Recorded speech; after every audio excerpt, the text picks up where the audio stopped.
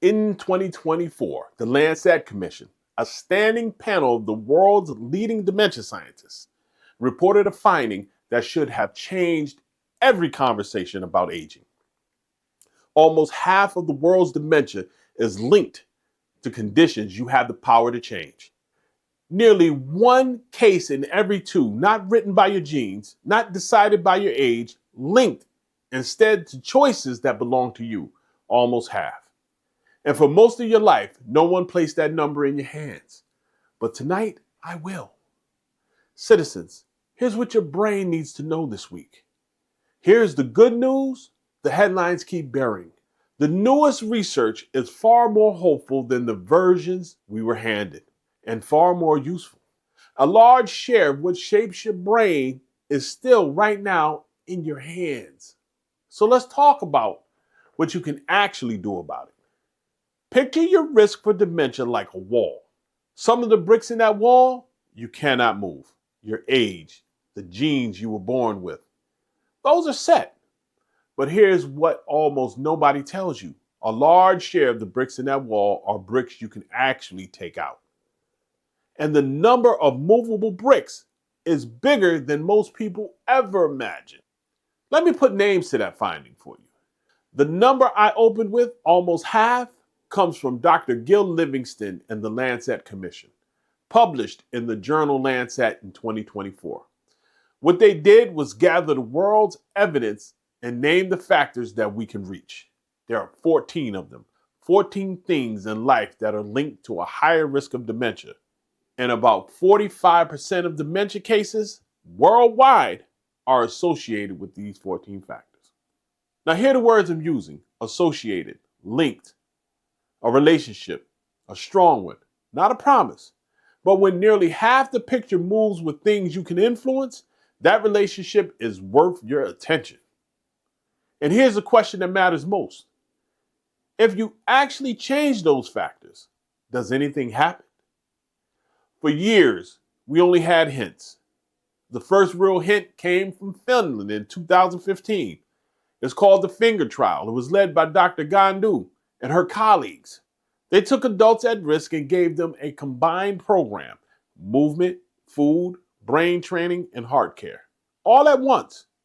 And their thinking held up better than the group without it. It was the first strong signal that this could actually work. Then, this year, came the study that moved from signal to evidence. In 2025, in the journal American Medical Association, Dr. Laura Baker and her team, they published the results of a 2-year American trial called US Pointer. They took more than 2,000 adults at risk for decline and gave them 5 habits: 5. Structured movement, a brain-friendly way of eating, regular mental challenge, staying socially connected, and watching over your heart health. All 5 together as one recipe, not 5 separate pills to pick and choose from. And the people who followed the program showed thinking scores that were, by estimate, 1 to 2 years ahead of the group with lighter support. 2 years of sharper thinking, bought with habits any of us can start. So if the science is this hopeful, why does it feel like such a secret? Now here's the honest answer. For a long time, the story we were sold was that the aging brain was a lost cause, that decline was simply your fate. That message did not come from you. It was never your fault, but it kept something powerful from you: the truth that you have levers to pull. And the earlier you know about them, the better you are. That is the quiet injustice that we're here to correct today. Now, the industry never respected us. We were customers to them, numbers on a spreadsheet. But we are building a nation, and in this nation, the citizens get the truth. Now, let me tell you what we see when the door closes. We've been in close to 2,000 homes. And I want to tell you something gentle but true. The changes almost never arrive with alarm bells on. They arrive quietly, a hearing aid left in the drawer because the batteries ran out months ago. A daily walk that slowly became a daily sit. A phone that used to ring with friends and now mostly sits silent. None of these are failures. There are small doors that closed one quiet day at a time. And here's the part, the beautiful part. Small doors can be opened again. That's what I see when we walk in. Not what is lost, what is still very much within reach. Those quiet changes at home is exactly the moment where the right kind of help makes all the difference in the world. And that's why this work is powered by the people who show up in those homes every single day. Tonight's truth is powered by A Touch of Love Home Care. Now, here's what the industry did to care. It turns it into a transaction, hours, rates, a stranger at the door. But we built A Touch of Love to do the opposite. Our caregivers sit down at the kitchen table, learn your loved one's name, their story, their routines, and treat them the way we would treat our own mother and father. Because that's what love at home actually looks like. A Touch of Love Home Care that pulls up a chair and stays. Now, citizens, this is a quick pause. If this is the kind of truth that you came here for, I want you to hit subscribe, because every week we come back with this one job: your brain, your money, and your life. And we don't ask the industry for permission either. We don't need permission from them to tell you the truth. The subscribers get every episode, every segment, every fact check first. Hit subscribe and stay in the nation. Now let's open the toolbox and go one by one, because those 14 factors are not just a list. Each one has real science behind it. Start with the hearing. It sits near the top of the Lancet's list. Untreated hearing loss in midlife is linked to a higher risk of dementia later on. The idea is simple and human. When sound fades, conversation gets harder. People pull back, and the brain gets less of the connection that it runs on. Getting your hearing checked is not vanity. It may be one of the kindest things you can do for your mind. Next is movement.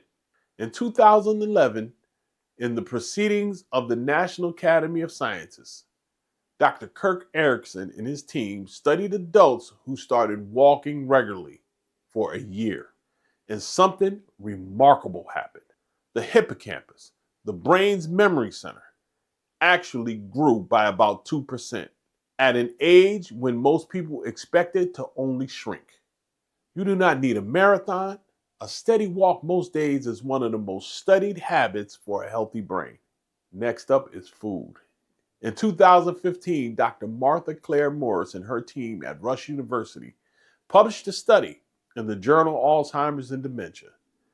They studied a way of eating called the MIND diet. Leafy greens, berries, beans, whole grains, fish, olive oil. And people who followed it closely showed slower decline in their thinking as the years passed. A link, not a guarantee, but your plate 3 times a day is a choice your brain notices. Your heart. And here, I have to be precise, because the science is precise. In 2019, in the Journal of the American Medical Association, Dr. Jeff Williamson and the Sprint Mind trial tested tight control of blood pressure. The result? A 15% lower rate of the combined outcome, mild cognitive impairment plus dementia, in the intensively treated group. But I will tell you what most headlines left out. For dementia on its own, the result did not reach statistical significance. We give you both halves because that is what the truth looks like. And your blood pressure still matters for your brain and your heart alike. Then there's sleep. In 2021, in Nature Communications, Dr. Severine Sabia and the Whitehall study followed thousands of adults for decades. People who regularly slept 6 hours or less in midlife had a higher risk of dementia later on. Around 7 hours looked to be best. An association, not a promise, but sleep is not wasted time. It's when your brain does its most important repairs. And finally, the mind itself. This one may be most hopeful of them all. In 2026, in the journal Neurology, researchers at Rush University reported people who spent a lifetime learning, reading, classes, new skills, staying curious. That lifelong enrichment was associated with a 38% lower risk of Alzheimer's. But here's the part that gives me the chills. When they looked inside the brain after death, The enriched brains still had the plaques, still had the tangles. The physical signs of the disease were right there. And yet those people had thought more clearly and declined more slowly than you would have ever expected. Scientists have a name for that. They call it cognitive resilience. A mind strengthened over a lifetime, holding the line against the disease itself. And it is never too late to add that reserve. And the science is not standing still. Let me leave you with one of the most surprising findings of the past year. Earlier this year in Nature Communications, researchers at Kaiser Permanente in Southern California studied more than 300,000 adults. That's a lot of people. They compared people who received the shingles vaccines, the newer one, Shingrix, to those who had not. And the vaccinated group had a 51% lower risk of new dementia. 51%. The link was even stronger in women. Now, the honest caveat, because you always get them here. This is an association, not proof of cause and effect. The study was funded by the vaccine's maker, and that is disclosed. And when researchers accounted for the fact that people who get vaccinated tend to be healthier to begin with, the link got smaller, but it held. Why would a vaccine touch the brain at all? One leading theory is that calming a certain kind of inflammation helps to protect it, but that is still a theory. What is not in question is this: the list of things you can do keeps getting longer. So talk to your doctor about whether the shingles vaccine is right for you. So here's your charge for this week. Just one thing, one. Pick one. Maybe it's booking that hearing test that you've been putting off. Maybe it is a 10-minute walk after dinner. Maybe it's calling the person that you keep meaning to call. Maybe it's asking your doctor about the shingles vaccine. One brick, 1 week. That is how a wall comes down. Not all at once, but one honest choice at a time. And you don't have to remember all of this. Everything we covered tonight, everything, the 14 factors, the habits, the science, we put it into one simple guide. It's called the Wealthy Brain Blueprint, and it's free. It's yours to download. And the link is right there in the description. One page, and you have the whole playbook in your hands. And do not walk this road alone. You don't have to. We built a place for exactly this: our Wealthy Nation community on Facebook. Come in, ask your questions, tell us which brick you picked. We're all in there, cheering each other on. Citizens, before you go, if something in the session landed for you, I want you to hit the subscribe button. We saved you a seat in the nation, and we'll be right here next week. We'll be right here all week with the same job: your brain, your money, and your life.